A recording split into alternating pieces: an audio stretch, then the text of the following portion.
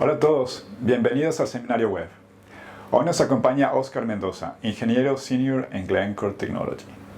Oscar cuenta con más de 15 años de experiencia en metalurgia extractiva, especializándose en tecnología de fundición y mejora de operaciones. Posee un título en ingeniería industrial, un MBA en minería, un diploma en gestión ambiental y una certificación profesional en coaching. Con trayectoria en fundiciones en Chile y Australia, ha contribuido al diseño y optimización aplicada de procesos metalúrgicos, incluyendo el reactor Noranda, ASOSMELT, procesamiento de escoria, manejo de gases, conversión Peirce-Smith y refinación anódica. Oscar es especialista en la realización de estudios de factibilidad para el procesamiento de concentrados complejos y reciclaje electrónico, entre otros centrándose en la viabilidad económica, la eficiencia en la producción y la sostenibilidad ambiental. Primero, unas breves indicaciones. Por favor, noten que están silenciados. Esto es para mantener al seminario en silencio. Ignoren el icono de levantar la mano. Usen el icono de preguntas y respuestas para cualquier consulta en cualquier momento del seminario web. Una vez finalizada, seguiremos en línea respondiendo sus preguntas por el chat. Bueno, vamos con Oscar. Hola, buenas tardes. Es un gusto tenerlos acá. El día de hoy vamos a hablar sobre las opciones de diagramas de flujo basados en la tecnología ISASMELT. Mi nombre es Oscar Mendoza, como me acaba de presentar mi compañero Andrés. Soy ingeniero senior del equipo de pirometalurgia de Glencore Tecnología y vamos hoy día a discutir acerca de las opciones de diagrama de proceso o flowsheet para fundiciones. Las opciones de diagrama de flujo son bastantes. Como dice acá, hay una multitud de opciones de diagrama de flujo, tal como acá el señor cara de papa, que uno puede ponerle un gorrito, una oreja, una nariz diferente, etc. Y sigue siendo una fundición. Comúnmente son las empresas de ingeniería o llamadas EPCM que evalúan el diagrama de flujo para diferentes tecnologías, pero suelen ignorar las distintas formas de combinar los equipos. No siempre se realiza la combinación adecuada y esto podría terminar con altos costos de operación, alto capital y una química subóptima que redunda en baja recuperación. Entonces es importante que si es que algún día les toca trabajar en esto, consideren y tomen esta presentación, porque temas clave en pirometalurgia, a diferencia de otras disciplinas, es la química como tal y la termodinámica. Y si la empresa de ingeniería no hace un buen trabajo entendiendo bien la química y después cogiendo los equipos, van a terminar con un flowsheet subóptimo. El diagrama de flujo de una fundición de cobre, por ejemplo, lo tenemos presentado aquí a la izquierda, donde este es un diagrama de bloque de una fundición convencional. Cuando referimos fundición convencional, también se le llama fundición primaria, que es una fundición que procesa concentrado de cobre y produce anodos de cobre. Acá podemos ver el primer bloquecito. Voy a tomar mi puntero láser acá, espero lo vean bien, ¿ya? Que es el horno ISASMELT, que básicamente toma el concentrado y lo procesa como mata y escoria. Disculpen acá, el diagrama está en inglés porque es parte de un paper que está hecho en inglés, pero aquí yo les voy hablando en español. Después tenemos el horno de sedimentación de escoria, que básicamente recibe la escoria y separa la mata que va a conversión. El convertidor genera el cobre blister, ¿ya? Y los ánodos producen ánodos de tipo comercial. En estas tres fases se genera escoria. Principalmente la mayor cantidad de escoria se genera en el horno de sedimentación, que básicamente puede ser enfriada en ollas o granulada, o bien también enfriada en fosos. Esta escoria normalmente se devuelve a una planta de tratamiento de escoria que produce concentrado de escoria, o en algunos casos, como está la flecha acá punteada, va a disposición final o venta. ¿Ya? Al igual que el tratamiento de escoria genera unos relaves que también pueden ser a disposición final o venta.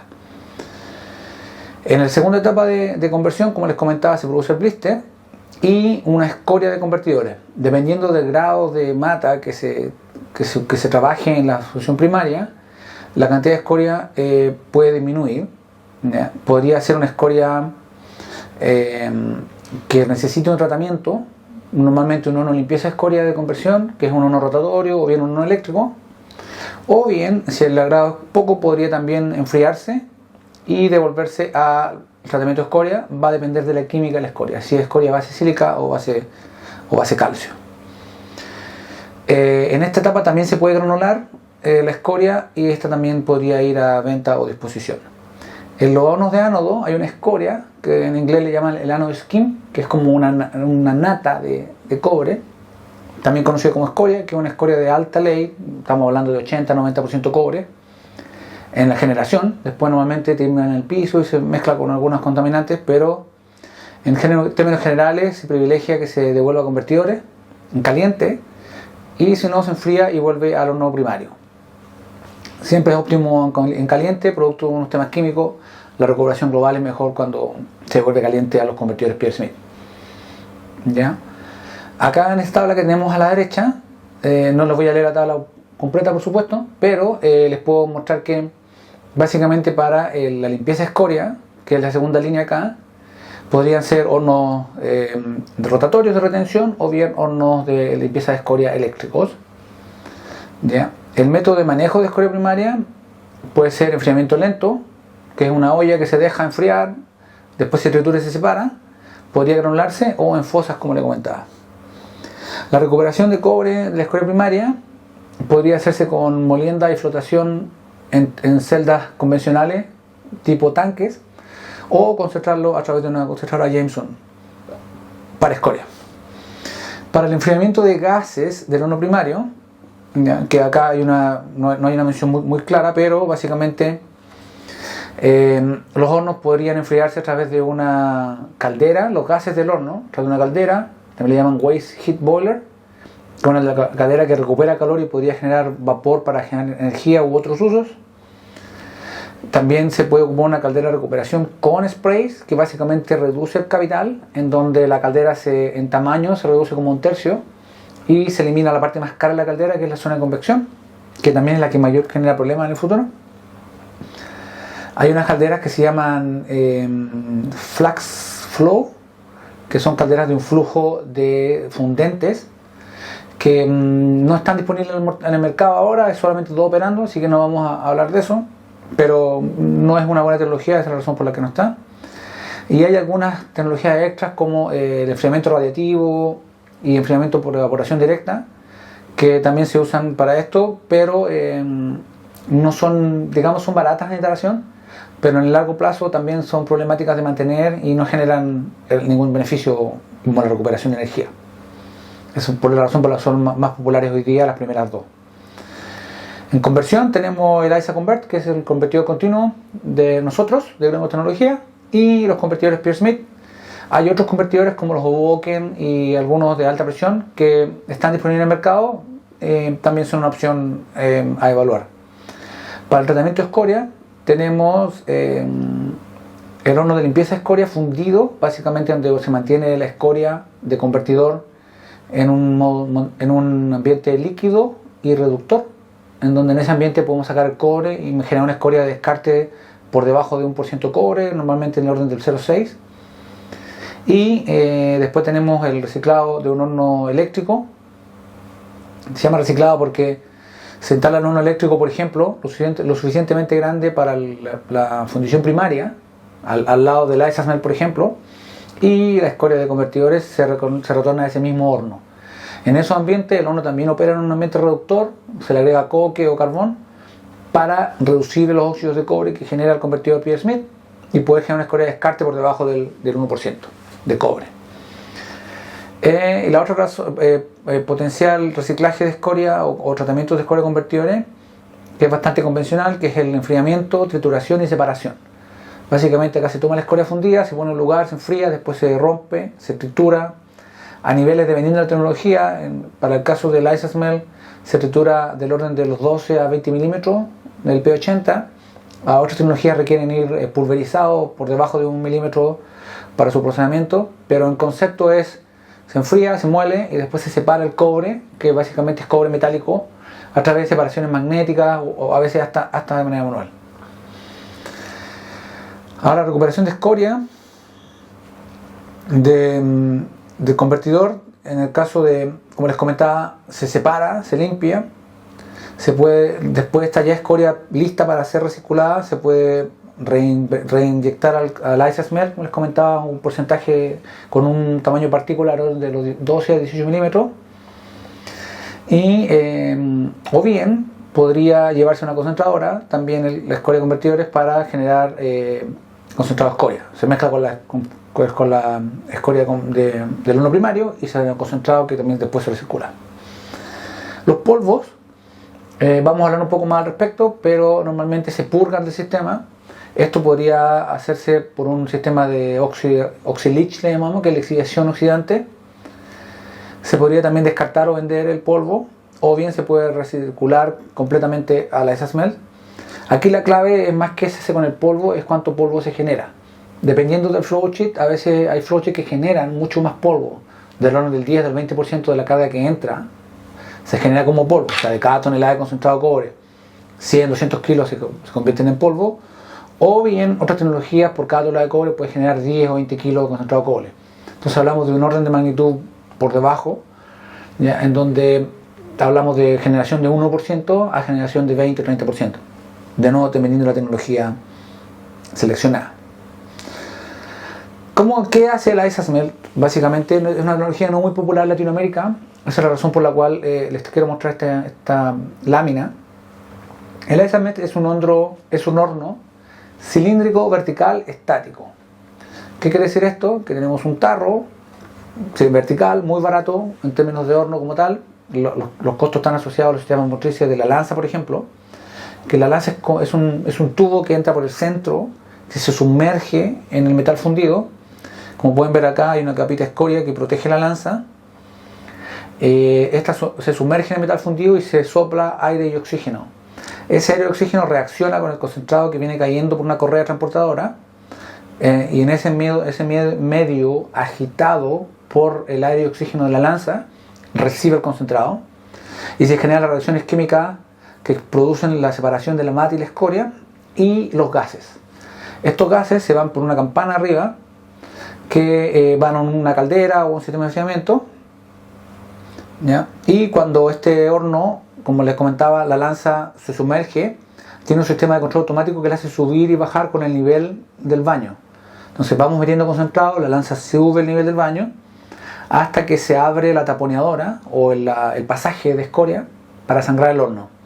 Aquí abrimos, como se puede ver acá abajo, tenemos un señor acá con una barra que está cerrando en este momento. Entonces tenemos una campana, ¿ya? Con un pasaje donde la escoria y la mata salen en un canal. Este canal tiene normalmente una campana de extracción de gases que recibe los gases del proceso, y se puede hacer un tapado manual, como es el caso acá en la figura, o un tapado automático con un robot, un brazo robótico o una taponadora convencional.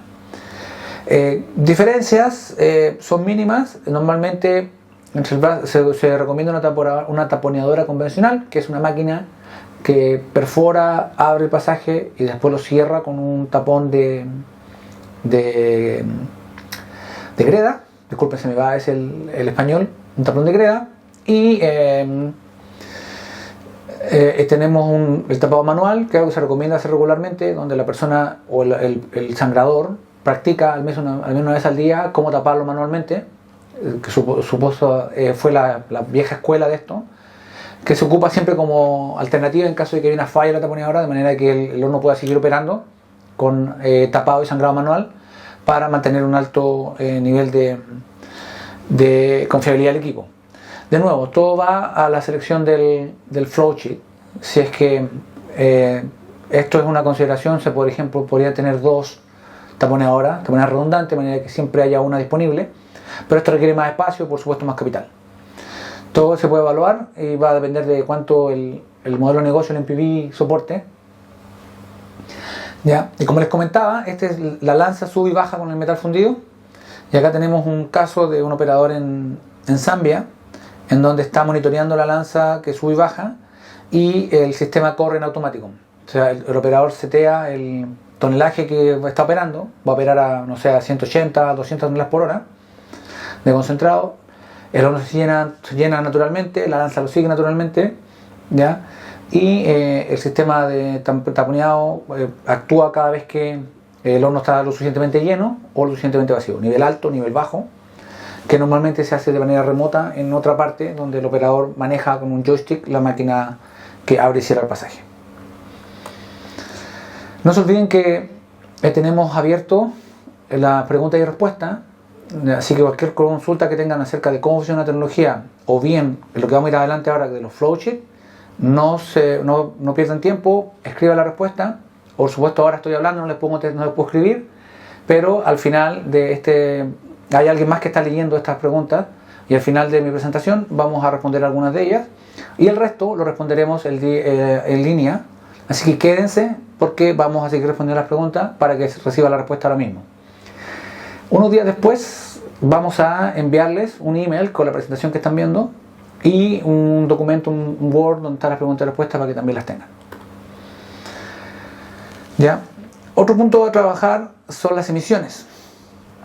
¿Ya? Como les comentábamos, hay que escoger un set de equipos que cumplan los objetivos que ustedes están buscando. ¿Ya? ¿Qué es un set de equipos? Los diferentes hornos, el flowsheet que operan para esto. Y uno de los puntos principales que hoy en día se consideran son las emisiones. Entonces acá hemos puesto una tablita a la derecha arriba, si me siguen con el láser, en donde podemos comparar las emisiones en porcentaje de la alimentación. ¿Qué quiere decir esto? Por ejemplo, voy a irme a la última línea. El convertidor Pierce Smith, de acuerdo a un señor llamado Russell, en una presentación y en una publicación científica del año 2019, del cual se lo vamos a enviar, dijo en sus estudios que el convertidor Pierce Smith, de esa fundición que él analizó, podía aumentar el 5% de las emisiones fugitivas. ¿Ya? ¿Cómo significa esto? De que el 100% del azufre que entra a la fundición, si vemos la fundición como una caja negra, el 100% entra, ¿ya? Un porcentaje va al ácido y a los puntos de fijación como el ácido débil, el ácido fuerte, la escoria, etc. ¿Ya? Hay otro porcentaje que se emite. Del 100% que entró, el 5%, según el señor Russell, fueron producidos por los convertidores Pierce Smith. ¿Ya? Ahora tenemos diferentes referencias acá. Lo que les quiero mencionar es que esto no es Oscar Mendoza que trabaja en GT diciendo IceSmelt es el mejor, sino que son diferentes personas, normalmente de sitios operacionales, que publicaron en los últimos 5 años, diría, un poco más, en el caso de los hornos bottom blow, ¿ya? ¿Cuál era ese porcentaje? Del porcentaje que entró, cuánto finalmente se fue emitido en la atmósfera por cada tecnología. Entonces acá tenemos publicaciones de IceSmelt que refieren que IceSmelt estuvo por debajo del 0.15%, entonces básicamente 10 veces el 1%. ¿Ya? Aquí tenemos el horno flash, también publicado hace poco en 2019, que habla del 0.02%, ¿ya? Que es un poco más alto que el IceSmelt. ¿Ya? El horno flash normalmente se vende como algo muy limpio porque es completamente cerrado, entonces el concentrado entra por un sistema neumático donde no hay emisión, etc. Pero las emisiones fugitivas de este horno en particular están asociadas a las taponeadoras. Producto de sus dimensiones, tiene una cantidad importante de puntos de sangrado, en donde cada vez que se sangra el horno hay una emisión, ¿ya? Al igual que el IceSmelt. La diferencia es que el IceSmelt tenemos entre 1 y 2 taponeadoras, normalmente el horno flash tiene más de 5. Sin embargo, nuestras emisiones están asociadas normalmente al puesto de carga y alimentación, y también son ínfimas con las últimas tecnologías que tenemos. Acá en la tercera línea tenemos el horno de soplado inferior, ¿ya? Básicamente también conocido como el bottom blow, se ha vuelto bastante popular, ¿ya? Y en 2014 la información más reciente que habla de una emisión fugitiva del orden del 0.04%. Estamos hablando de niveles bastante bajos, ¿ya? De estas tres tecnologías, pero dicho por nuestros clientes, seguimos siendo los mejores. Para horno de soplado lateral, también conocido como el Vannikov o el Side Blow Furnace, hablamos de emisiones del valor del 0.1%, ¿ya? Que va a un orden de magnitud por arriba de las otras tres tecnologías que les mencioné. Hablando de convertidores, tanto los Hoboken como los Pierce Smith, ya hablamos de órdenes de magnitud mayores del 2 al 5% plus, ¿ya? Ahora sí, hablamos de fundiciones completas, ¿ya? Esta tablita le habla por tecnología. Básicamente tenemos la segunda tabla acá, donde también tenemos diferentes instalaciones como FMI, que es la fundición de Miami en Arizona, Kennecott en Utah, Estados Unidos, ambas. Después tenemos Aurubis en Hamburgo and Perdorf y Atlantic Copper en Huelva, en España. Acá podemos ver las emisiones totales en kilogramos por hora, el promedio anual. Las unidades a veces pierden un poco, pero básicamente este kilogramos por hora busca estandarizar el tiempo de operación, dado que hay tecnologías que operan más o menos tiempo, y poder hacer una comparación lo más comparable posible, valga la redundancia. Entonces tenemos la fundición de Miami, que hablamos de emisiones del orden de 15 a 20 kilos por hora, la fundición de Utah en Kennecott habla de 25 a 45 kilos por hora. Vuelvo a repetir, estas son publicaciones no nuestras. Acá tenemos publicaciones de Miami del señor Jones y Metso, que es el vendor de la tecnología principal de Utah. Después tenemos a Aurubis y Hamburgo, que estamos hablando de los 180 a los 230 kilogramos por hora, ¿ya? Y Atlantic Copper del orden de los 200 a los 280, ¿ya? Eso es un promedio de emisión total de toda la fundición, básicamente lo que emite el horno primario. Podría ser un flash, un isosmelt, que son los ejemplos que tenemos en esta tabla, más los convertidores Pearce-Smith y cualquier otro punto de emisión de transferencia de olla, etc. ¿Ya? Acá pueden ver que la tecnología en Miami tiene un isosmelt con convertidores Hoboken, Flash tiene un doble, Kennecott tiene un doble flash. Después tenemos Miami, Hamburgo y Perdorf con flash y Pearce-Smith, y finalmente Atlantic con flash y Pearce-Smith.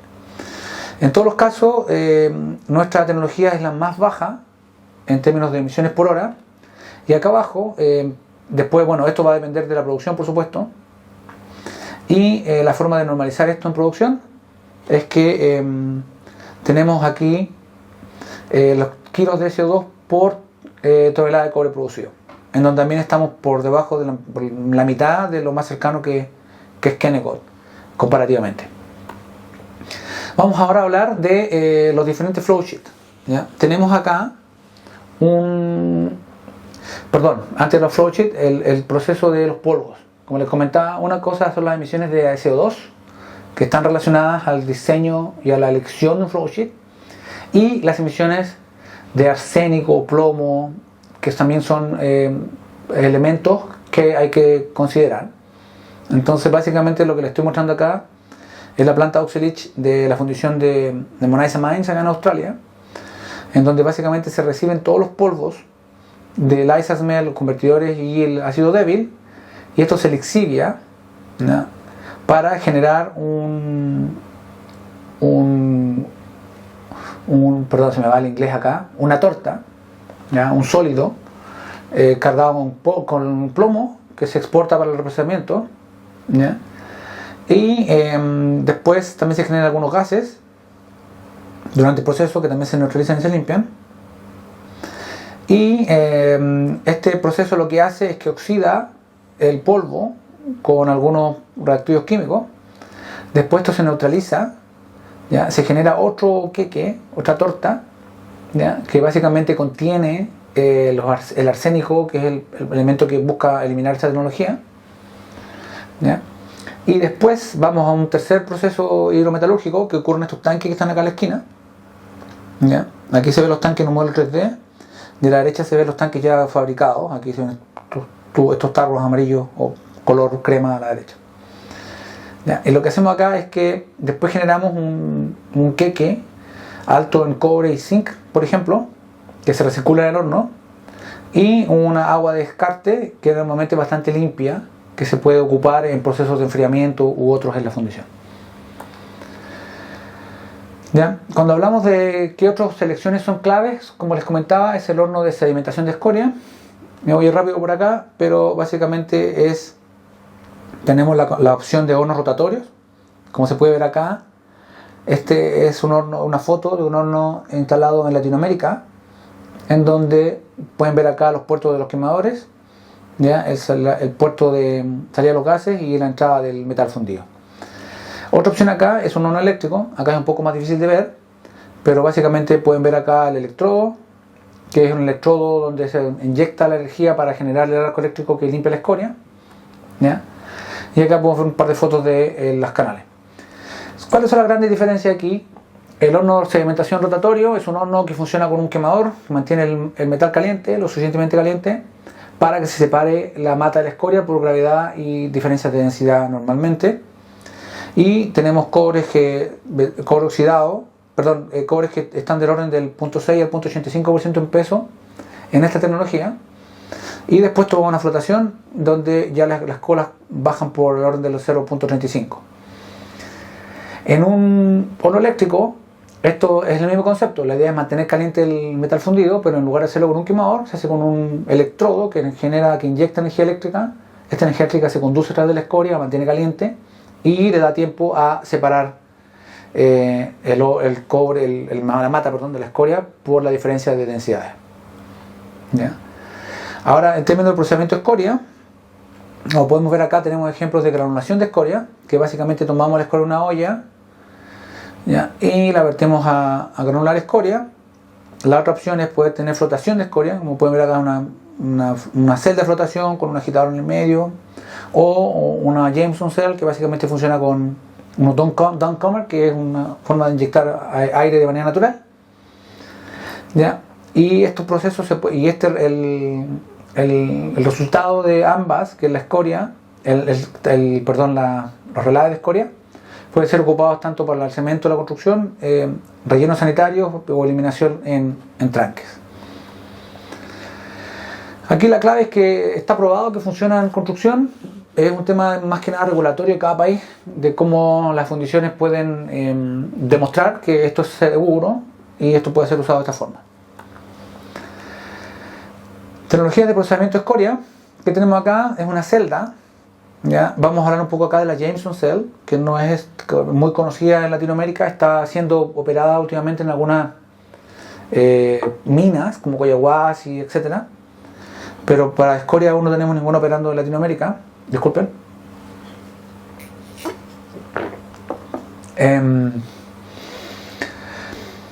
Básicamente, ¿cómo funciona esto? Es que la celda es un tarro, un cono, ¿ya? Que no funciona en base a tiempo de residencia como los tanques convencionales, ¿ya? Que lo que hace es que recibe la alimentación acá arriba, el feeder que le llamamos, con un distribuidor. Este distribuidor básicamente recibe la pulpa ya molida y la empuja a través de un inyector. Entonces, este distribuidor que se ve acá es un cilindro que recibe material a una presión determinada. Después esto baja por un tubo, como baja le llamamos downcomer, ¿ya? Y esto lo que hace es que inyecta la pulpa. Como ven acá tenemos un inyector que genera un spray, ¿ya? Este spray genera un efecto Venturi que succiona aire del ambiente, ¿ya? Y agita la pulpa con el aire y los reactivos, por supuesto, para generar una espuma. Entonces el proceso de producción de espuma para la recuperación de las especies sulfuradas que son el concentrado ocurre acá en el downcomer. Ya, como ven acá, el downcomer baja, se sumerge en el agua con la pulpa y empiezan a salir burbujitas con concentrado que salen a través de un canal para ser recuperados, ¿ya? La ventaja que tiene esto, como pueden ver acá, con un par de celdas, una o dos de estas celdas reemplazan un banco completo de flotación de escoria de una fundición. Entonces hablamos de una planta de fundición de flotación grande, con muchos metros cúbicos, con mucho hormigón, mucho cemento, mucha cimentación, etc., que puede ser reemplazada por 2 o hasta 3 celdas, dependiendo, scrubber, cleaner, etc. Tenemos las diferentes etapas convencionales. ¿Ya? Seguimos adelante.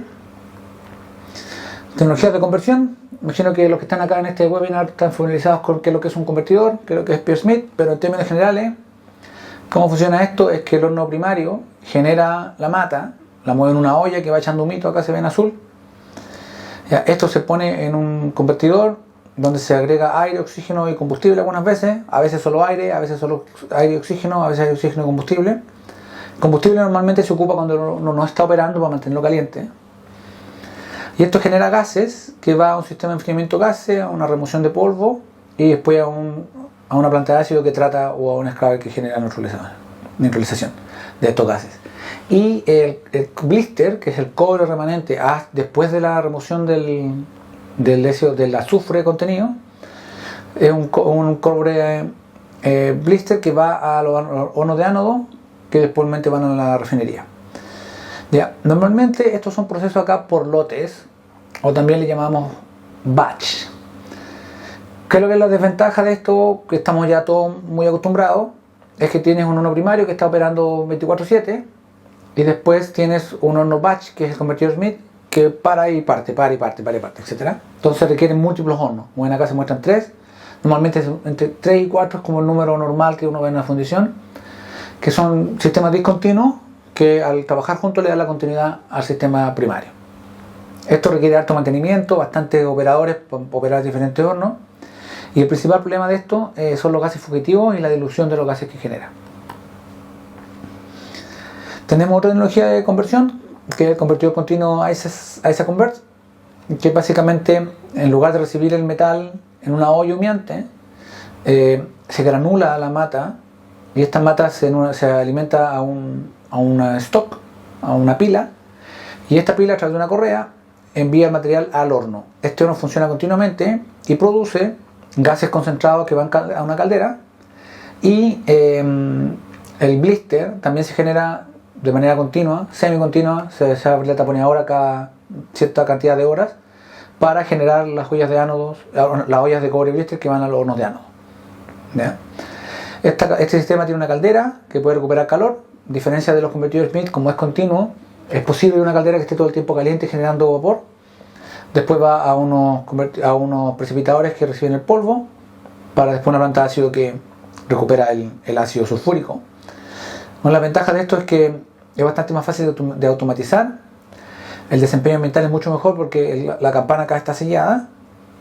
Es también más seguro porque disminuye el traslado de ollas calientes, y los gases se generan mucho más concentrados. ¿Ya? Acá a la derecha tenemos la planta a nivel comercial, que partió como una planta de demostración, que está siendo comisionada para operar de manera continua en la fundición de Kansanshi en Zambia. ¿Cómo procesar la escoria que se produce de los convertidores Pierce Smith o del horno ISA Convert? Como podemos mostrar acá, a la izquierda tenemos un diagrama en blanco y negro que no se ve muy bien, pero básicamente es un horno rotatorio, limpieza escoria, como les comenté inicialmente. Se parece mucho al horno de limpieza escoria del horno primario, en donde se recibe la escoria del convertidor, se separa y se separa en mata y escoria limpia, manteniéndola caliente en un ambiente reductor. A veces se ocupa carbón o algún metal como el agavio o iron pitch, le llaman en inglés, que es un residuo de la siderurgia, que es un carbono alto en acero, o como el acero al carbono de la siderurgia. Esto es un carbono alto en acero que ayuda a diluir la escoria y reducirla producto de la presencia del carbón. En un horno de limpieza de escoria eléctrico, como ver acá a la derecha, tenemos una foto mejor acá, en donde se recibe el metal fundido, ¿ya? Y se separa la mata de la escoria. Como ver acá la mata se ve más naranja y la escoria más brillante. Y tenemos acá dos electrodos que circulan corriente eléctrica a través de la escoria para mantenerla caliente y producir la sedimentación. Normalmente se le agrega un poco de carbón también por arriba para tener el ambiente reductor que conversamos. ¿Ya? En términos de ¿qué pasa después del horno de ánodo? ¿Ya? Tenemos la refinería, que básicamente es una refinería electrolítica que recibe el horno de ánodo, ¿ya? Recibe los ánodos, pasa por una máquina de preparación que básicamente clasifica los ánodos buenos, que tienen el tamaño y la forma requerida para pasar al tanque de electrorefinación, y los ánodos que no pasan se vuelven a convertidores. Este tanque de electrorefinación básicamente lo que hace es poner el ánodo, que es un bloque de cobre, en una solución ácida, lo disuelve, y una vez disuelto el cobre en el líquido pasa a un cátodo que se pega en una placa acá, como podemos ver, de acero inoxidable, que genera el cátodo como tal. Ahora, ese ánodo se disuelve, como les comentaba, pero no completamente, se disuelve en un 90%, algo por ahí. Y básicamente queda la parte de arriba del ánodo, que es el pedacito que no se sumerge, con una pequeña lámina que también devuelve a convertidores para ser refundido. Y básicamente se obtiene un cátodo puro de grado LME, que está en la Bolsa de Metales de Londres, para poder ser vendido al mercado. ¿Ya? Ahora por acá se remueven algunos elementos como el telurio, también los barros anódicos, no estoy tratando de encontrar por aquí, ¿ya? En donde también hay otros elementos menores que son de interés comercial, como el oro, la plata, el platino, el paladio, ¿ya? Y el níquel. Aquí tenemos planta de recuperación de níquel y el tratamiento de los lodos, que está aquí, que lo encontré, ¿ya? Que también va a otros procesos de metales preciosos agua arriba. ¿Por qué la selección de un diagrama de flujo puede ser diferente? ¿Ya? Todo va a ser en función de costos, ¿ya? Por ejemplo, cada sitio tiene costos de energía diferentes, costos de combustible diferentes, mano de obra y requisitos operativos diferentes, al igual que los límites de emisiones. Entonces, para un ejemplo acá, tenemos diferentes países: Australia, Estados Unidos, Perú, China, India, Kazajistán y Zambia, con diferentes costos de energía y las fundiciones que están operando. Entonces, podemos ver que acá, estos son todos ISASMELT que operan con diferentes hornos de limpieza. Podemos ver que acá Australia tiene un ISASMELT en Monaiza con dos hornos de limpieza rotatorios, RHF, Rotatory Holding Furnaces. ¿Ya? ¿Por qué? Porque aquí la energía es tan cara que es preferible mantener la separación con combustible. En el caso de Estados Unidos, de Freeport, la energía acá es un poco más barata, sigue siendo $180 por megawatt, pero ellos tienen un horno eléctrico, ¿ya? Que ya estaba en la fundición antes de poner el ISASMELT. Entonces lo reutilizaron y el costo de energía es relativamente bueno. Pero como puedo ver, Southern Copper en Perú, que también tiene un ISASMELT con dos hornos de limpieza rotatorio, tiene un costo de energía alto, su combustible les conviene, ¿ya? Pero cuando pasamos ya a China, a Yunnan Copper, que también tiene un ISASMELT con horno escoria que ya existía, porque bajamos del orden de la línea de los $100 por megawatt. O sea, a medida que el horno de Kazajistán, Bupani, Chambichi, Kansanchi, todos los que están en Zambia e India, que tienen valores de energía bastante más bajos, en horno de limpieza escoria hace mucho más sentido. Y en India, con los costos de energía que ellos tenían, prefirieron tener hornos de escoria rotatorios, ¿ya? Hornos 77. Pero básicamente, ¿cómo queremos limpiar la escoria? Es un trade-off entre el costo que cuesta limpiarlo, que puede ser energía o energía eléctrica o combustible, versus la recuperación que tenemos. Y las recuperaciones son relativamente similares, entonces lo que normalmente termina mandatando la selección es el costo de energía. Ahora les voy a mostrar un diagrama de flujo, vamos a ir rápido por acá, pero como les comentaba, los temas claves son las emisiones, el capital, el OPEX, que es el gasto operacional, la calidad de ánodo y la recuperación de cobre. Este es el caso de la fundición número 1, que es ISASMELT con RHF. Tenemos un horno ISASMELT con uno o dos hornos rotatorios que generan escoria, y la mata va a un convertidor P. Smith. Esta escoria se tritura y se devuelve al horno ISASMELT y generando blister. Ventajas: tiene una recuperación alta cuando la escoria se procesa en una planta de flotación. La escoria generada por este horno está del orden del 1,2% de cobre, algunas veces hasta 0,8%. Por eso la recuperación es alta. El diagrama de flujo tiene un bajo capital, porque los hornos son relativamente baratos de instalar. Lo más caro está asociado a los periféricos. Desventaja: tiene mayores emisiones fugitivas, porque los hornos rotatorios son difíciles de capturar, sobre todo cuando sangra el metal o la mata, ¿ya? Y tiene mayores costos de combustible, ¿ya? Otro ejemplo que tenemos acá es un ISASMELT con un horno de limpieza escoria eléctrico. Acá el ISASMELT genera la materia escoria, el horno de escoria lo separa, escoria de descarte, y mata. Los convertidores P. Smith retornan toda la escoria al horno de limpieza escoria y se genera blister. Ventaja: tiene menos equipo, podemos ver, es un solo horno de limpieza escoria, y tiene una mayor recuperación sin la flotación. Si ponemos flotación, las recuperaciones son iguales que el caso anterior. Es ideal para ubicaciones con... No es ideal como desventaja para ubicaciones con alto costo de energía, ¿ya? Y requisitos ambientales más estrictos. Y tiene un mayor OPEX, porque el horno de escoria requiere bastante energía eléctrica, al igual que los electrodos que se van recambiando. Tercer ejemplo, tenemos el horno ISASMEL con el horno de limpieza escoria primaria, que tiene como ventaja un control avanzado de emisiones y una flexibilidad ante elementos menores en el concentrado, ¿ya? ¿Por qué? Porque ahora tenemos dos hornos estáticos, que es el ISASMEL y el ISA Converter, ¿ya? Que tienen unas emisiones mucho más bajas, y el horno de limpieza escoria es el único punto de emisión que también no es tan fácil de capturar, pero bastante menor comparado con los convertidores PSMI, por ejemplo. Desventaja, recirculamos más escoria. Toda esta escoria va directo al horno ISASMEL en lugar de los otros ejemplos. El costo operativo es ligeramente superior, ¿ya? Y existe la potencialidad de tener que dopar ánodos, dopar elementos menores los ánodos, dado que se saca bastante impureza y a veces el cobre termina demasiado limpio.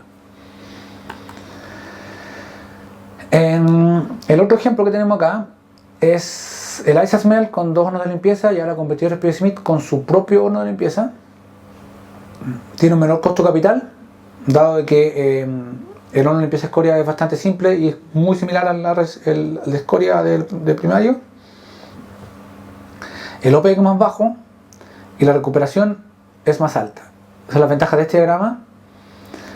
La desventaja es que requiere un horno adicional, que es la limpieza escoria para los convertidores PSMI, que podría ser 1 o 2 dependiendo del tamaño de la fundición. Voy a pasar rápido por esta tabla. Como pueden ver, está bastante ocupada, le damos una busy slide, ¿ya? Pero básicamente quiero comentarles que toda la información que hemos usado para esta presentación es información pública generada por gente que no somos nosotros, ¿ya? Y aquí están todos los ejemplos. Básicamente aquí esto es para la gente que tiene que hacer estudios como la empresa de PCM que hablábamos delante. Pusimos esta información para que la puedan usar y aquí a la derecha van a ver las referencias, ¿ya? Vamos a juntar una serie de PDFs en este email después de esta presentación donde van a tener estas referencias. De nuevo, no es GT o Glencore Technology diciendo oye, somos los mejores, somos los más limpios, etc. Son diferentes autores que han hecho estudios serios que comparan su tecnología versus otros, bien evalúan su tecnología, y lo que hicimos acá nosotros fue compararla en total y normalizar algunas cosas. Por ejemplo, se normalizaron los consumos, como los consumos acá son conocidos, se normalizó los precios para poder evaluar el OPEX total, por ejemplo, en función del precio, en función de precios similares, ¿ya? Y en resumen, esto es solo un punto a evaluar al momento de evaluar un flowsheet, es el costo operacional.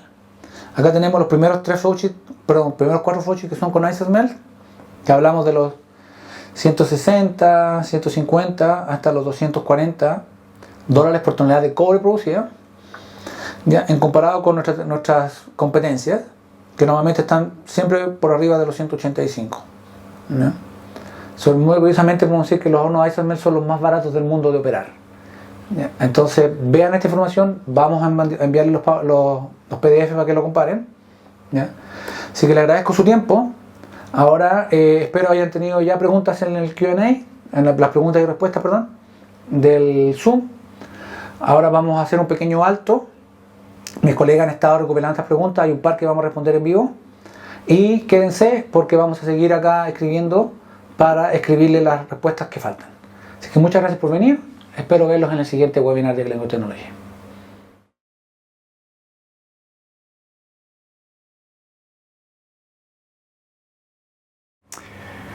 Bueno, estuvo súper interesante tu charla, la verdad, Oscar. Pero bueno, como todo tiene su tiempo, estamos ahorita por sobre la hora y tenemos algunas preguntas que vamos a ver si las alcanzamos a contestar. Y la primera, vamos a seleccionar aquí, es la siguiente.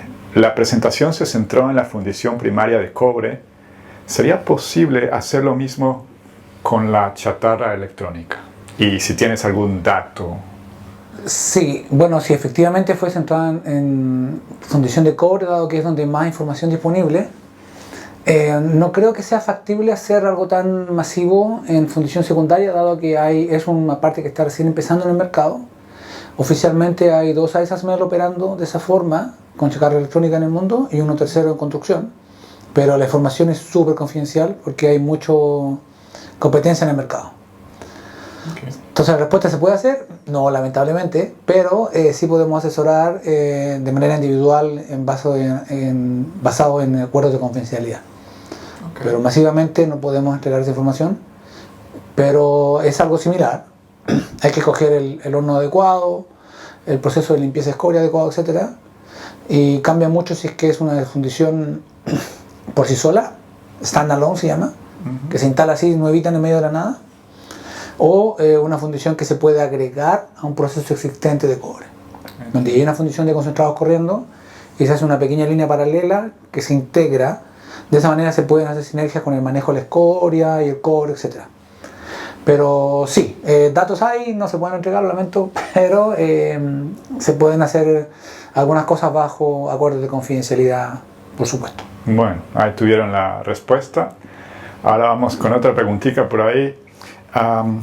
Esta que dice: ¿cuáles son los pasos para que un cliente consiga que Glencore Technology haga una estimación del diagrama de flujo del cobre y cuáles serían los plazos? Bueno, como paso número 1 diría que es contactarnos. Nos pueden contactar a través de nuestra página web, el formulario de contacto.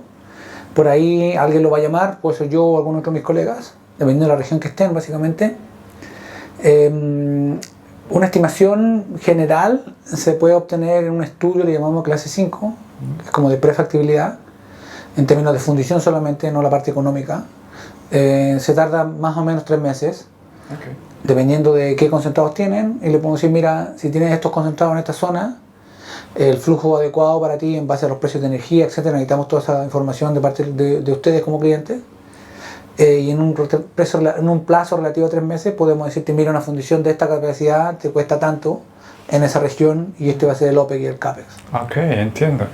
¿Y podemos decirle al cliente más o menos cuánto le cuesta, cuánto le estaríamos cobrando para hacer ese estudio clase 5, un rango? Va a depender. Básicamente puede partir en valores del orden de los $50,000, $60,000, hasta 200 y tanto. Okay.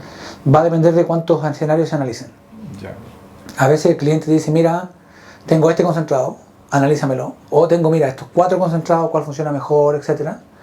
Y me gustaría evaluar 2 o 3 flowsheets. Entonces ahí es cuando cambia el valor. Okay.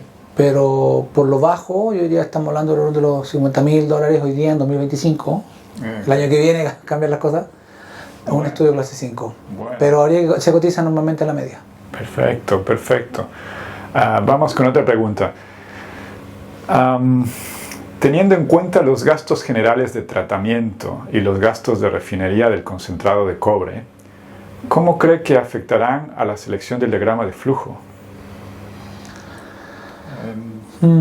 Bueno, yo diría que los gastos de tratamiento y refinación no impactan tanto el diagrama de flujo, ¿ya? Normalmente eso, para la gente que no sabe, el gasto de tratamiento es el descuento que uno hace a una minera cuando te entrega el concentrado, ¿ya? O es lo que paga una minera.